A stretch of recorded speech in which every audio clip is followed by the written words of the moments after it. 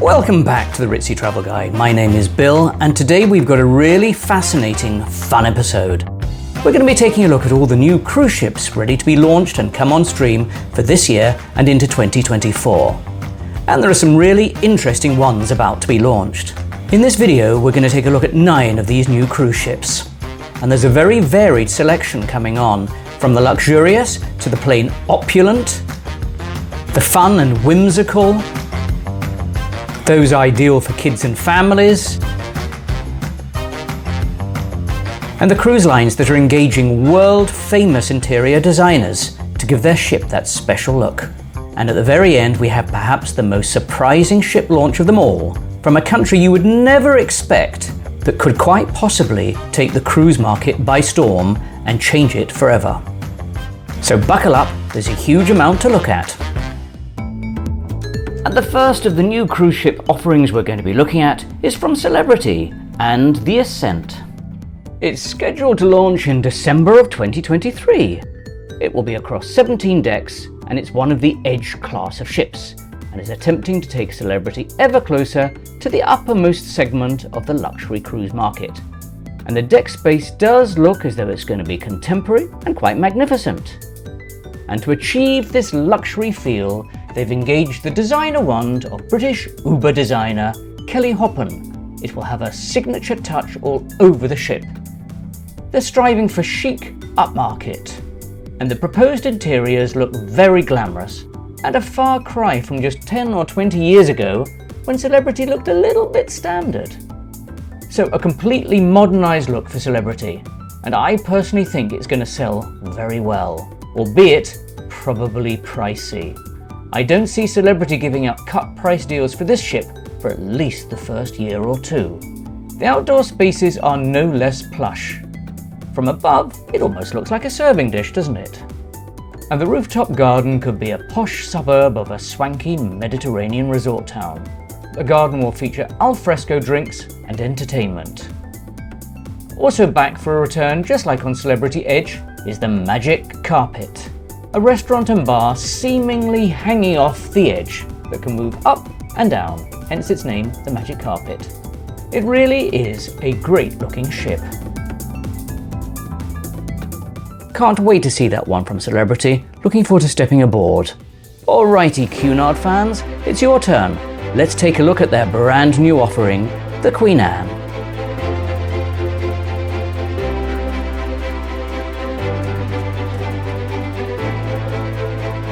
And let's hear what Cunard themselves have to say about it. It's an incredibly exciting moment for all of us at Cunard as we welcome a new 4th ship to the fleet. With the Cunard brand, you're expecting this superior level of service, and I think with the design, your expectations are going to be exceeded even more. So let's have a look at what Cunard has up its sleeve for next year. And this one has been far less of a secret, as the company has been proudly trailing the information for quite some time about the Queen Anne. It will be the 4th ship in the fleet. This time around, Cunard is trying to modernise just a tiny bit on the decor front. It still wants to hark back to the golden age of cruising with its signature Art Deco and Art Nouveau feel, but update it just a little. The cabins particularly will have an elegant, new crisp look to them. Grill suites have been particularly updated, and the Grill's Lounge and Grill's Dining Room will come with a contemporary twist. The Queen's Room has possibly the biggest change in feel. What do you think of the new look? Let us know in the comments. There will also be some additional dining options, with a new steakhouse, as well as a Pan-Asian, Indian, and a wellness cafe and gelateria. Main dining rooms will still be allocated according to cabin category. So there will be the continuing ship within a ship concept, and that's spreading to many other cruise lines as well nowadays. As for the bars aboard Queen Anne, here's where you can enjoy a signature cocktail or gin. You could try the new version of the Sky Bar or Cabana Bar. Out on deck, the pavilion is a new area for the ship, with a retractable glass dome roof spread over 2 decks, and it will have a stage and lighting for day and night al fresco screenings and performances. And the new aft deck has also been reimagined, called the Panorama Pool Club. Back inside the Queen Anne, and there's a brand new concept club called the Bright Light Society, giving it a fun vibe that harks back to the golden 30s era. And the first captain will be a lady. To be the first captain of Queen Anne is just such an honour. I'm so immensely proud. I'm so looking forward to seeing how Queen Anne is going to be welcomed in every port. We will have 15 restaurants on board Queen Anne. From the grandeur and sense of occasion of the Britannia restaurant, we'll also be offering much more dining choice, with many new restaurants and flavours from around the world. The Golden Lion pub is one of Cunard's signature venues, but on board Queen Anne it's been reimagined. Bathed in golden light, warm materials, woods. It's very much a traditional English pub, something that I think guests will expect. But we use the artwork and some of the architectural details to really add a little sense of British eccentricity. First time taking Queen Anne out to sea will just be a magical moment, and it will be such an historic moment. Of all the ships launching across the cruise lines in the coming year, I'm personally going to be very excited to try out the new Queen Anne. I think Cunard fans are really going to love the look of the new Queen Anne.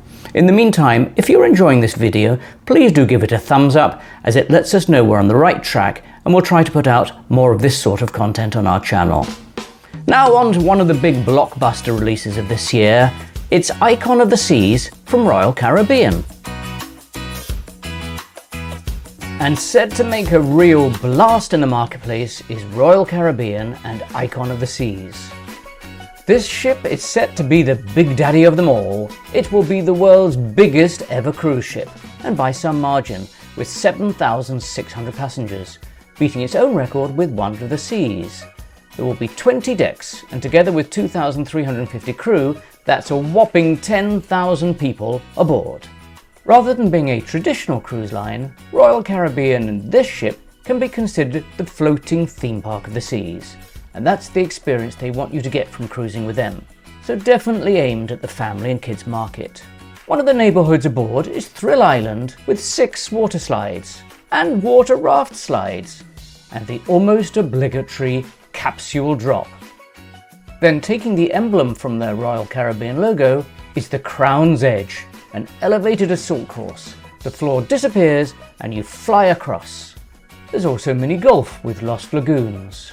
As the ship is to be based in Florida in the Caribbean, this is very much an outdoor-centric ship, with bars and restaurants all outside, and what they claim will be the largest pool at sea, and jacuzzis in pods. They call this the Zone Chill Island, water everywhere, and a swim-up bar called Swim and Tonic. Then there's Surfside, the indoor section for kids and families. It's not all outdoorsy things, there's also the Aquadome. And the atrium will have floor-to-ceiling glass and 15 restaurants, bars and lounges. So this is the angle I take about Royal Caribbean. They almost don't need or want you to get off. In my opinion, it's the ship that's the destination, not necessarily the port or country you're going to, which makes it very different from other cruise lines. Royal Caribbean are almost floating malls or activity ships on water. That is perfect for some, perhaps not for others. Icon of the Seas is scheduled to launch in January of 2024 and primarily serve the Caribbean market. Now let's take a look at Regent 7 Seas and take a look at what they've got up their sleeve this coming year. Launching at the very end of 2023, the new 7 Seas Grandeur includes all of the luxury elegance you'd expect for what will be just about the most expensive cruise you can buy. It will be sailing with just 750 guests, so that's one of the highest guest space ratios in the business. And here are some of the dining rooms, which includes the Chartreuse, a contemporary French upscale venue with a 1920s Art Deco feel. And Prime 7, the steakhouse, and the delightfully over-the-top Compass Rose. Let's also take a look at the Observation Lounge. Look at those silvery accents. Over the top or stylish? Let me know what you think in the comments. Let's assume for just one tiny moment that we're all millionaires and want to book the best cabins aboard the Grandeur. Let's amuse ourselves and see what we could book. We can start with the Regent Suite. How about that for size and luxury? Tempting you? It comes with its own fully stocked bar and of course a butler. who can pour you those lavish cocktails. Now let's look at the bedroom and of course the bathroom. See, look at that, a bathroom and shower with a view. It's like your own spa club. This is possibly the most expensive suite at sea. In case you possibly want to look at the next price down, here is the entry-level veranda suite. One thing you'll notice about this ship is that the colour palettes on Seven Seas are much lighter and softer than they used to be. For nearly 30 years, Regent Seven Seas Cruises has taken luxury travel further than anyone could have dreamed. Each voyage building a legacy, delivering an unrivaled experience for our guests. Regent Seven Seas really is right at the top of the tree, but they need to be careful. Some of these other cruise lines are snapping at their heels and making their ships look ever smarter. And now on to NCL, Norwegian Cruise Lines.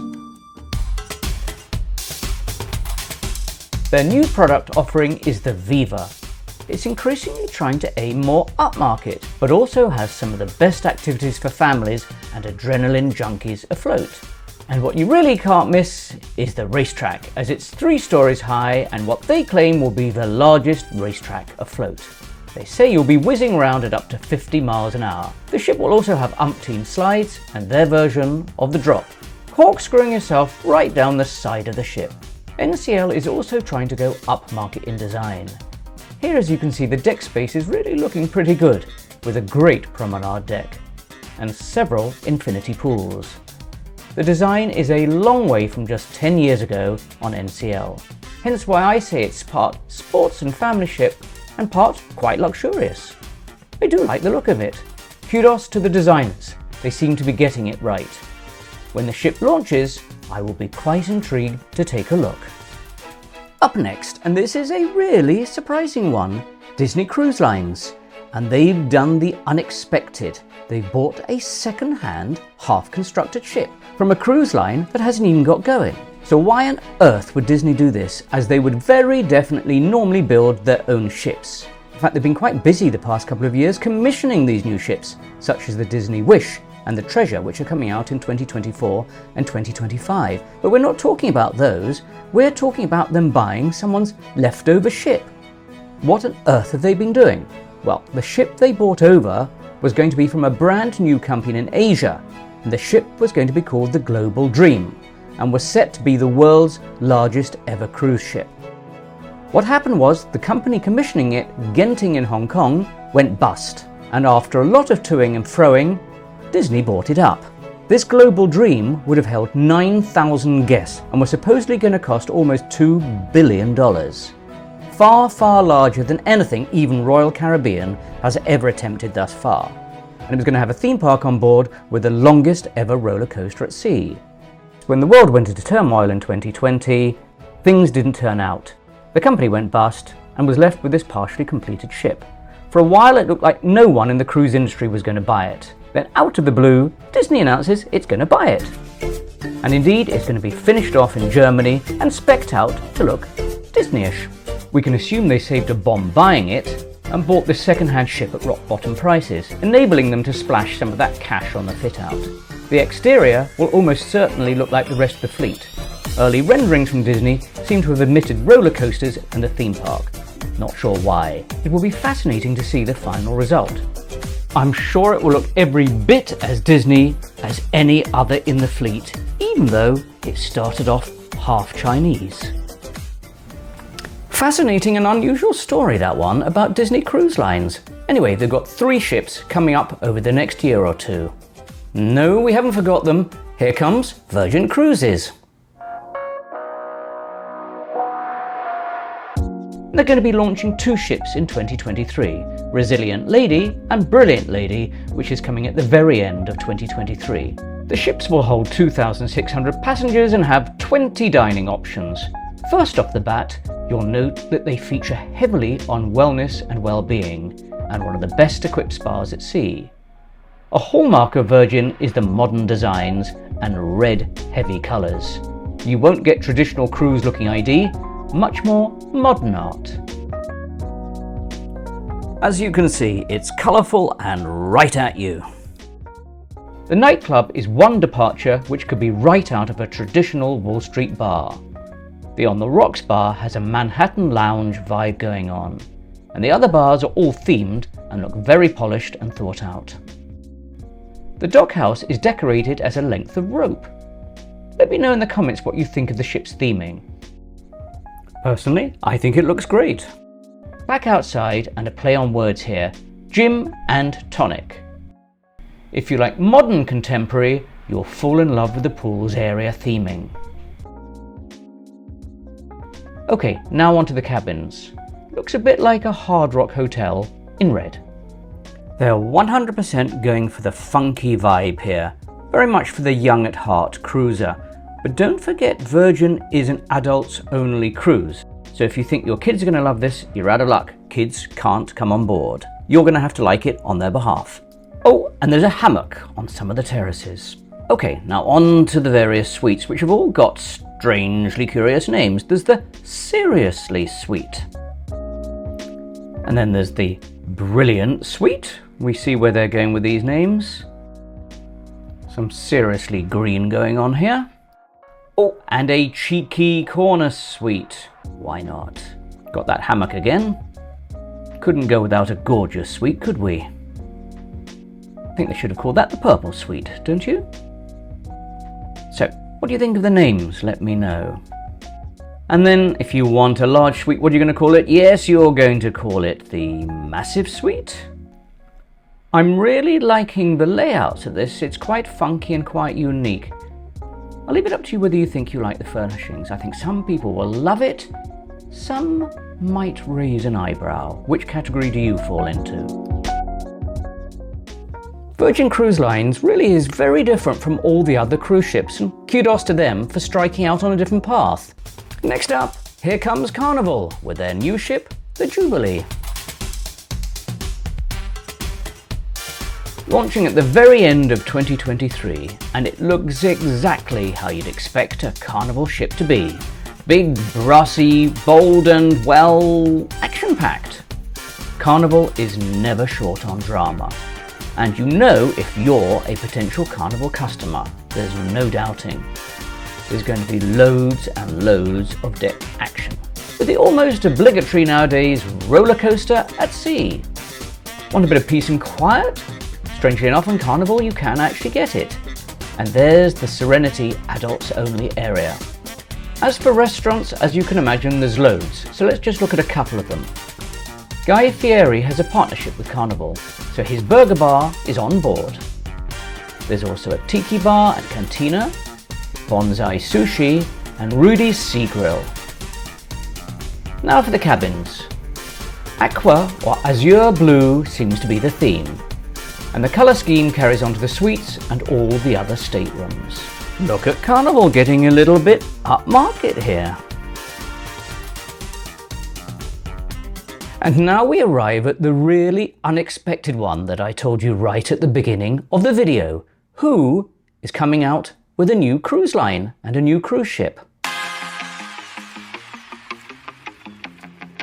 And this is the real potential game changer. And we're talking about China and potentially being a world-beating cruise liner. China, as we know, practically makes everything in the world already, so why not a cruise ship? Well, that time has finally come. Welcome to the world for the Adora Magic City, and it's now undergoing mooring tests and sea trials. And here is the latest press footage coming out of China. This is China's first domestically made large advanced cruise ship, marking another milestone for the country's shipbuilding industry. Workers have been busy around the clock making final preparations for the ship to leave its dock on June 6th. It's over 1,000 feet and can carry 5,246 passengers. For scale, the length is almost the same as the new Icon of the Seas from the Royal Caribbean. So what can China add to the cruise market? Amongst its claims are that it will have a large deck-top theme park with multiple slides, the largest duty-free at sea, a huge theatre and performance area, and what it says will be a complete 5G network coverage. The ship is predominantly going to sail around Asia at first, based in Shanghai. Do you want a tour? This is the medical facility. This is the teenager activity center. This is the theater that can host more than 800 spectators. 85% of the ship's interior decorations have been completed. And at that point, they tantalizingly cut off, not showing us the rest of the ship. But we do have some renderings. Okay, so the renderings aren't glitzy and glossy, so there's a certain amount of guesswork as to how this is going to look and how upmarket it's going to be. And remember, China is the king of mimicking and copying. So whatever bling that MSC might have, or the beauty of the latest Princess or Norwegian cruise ship, or whatever Seven Seas can throw at you, could soon be imitated down to the last degree. Now this is just a sneak peek of this Chinese ship, as we're going to be making a dedicated video of that coming out in the next couple of weeks, and you're going to want to watch it, because the way the Chinese are taking on the cruise market, it could change the way we all go cruising over coming years. So this has just been part one of the three-part series of the new cruise ships coming out in 2023 and 2024. The next episode will be coming soon, so remember to subscribe to know when that episode drops. In the meantime, you can look at some of these videos from our playlist on cruising.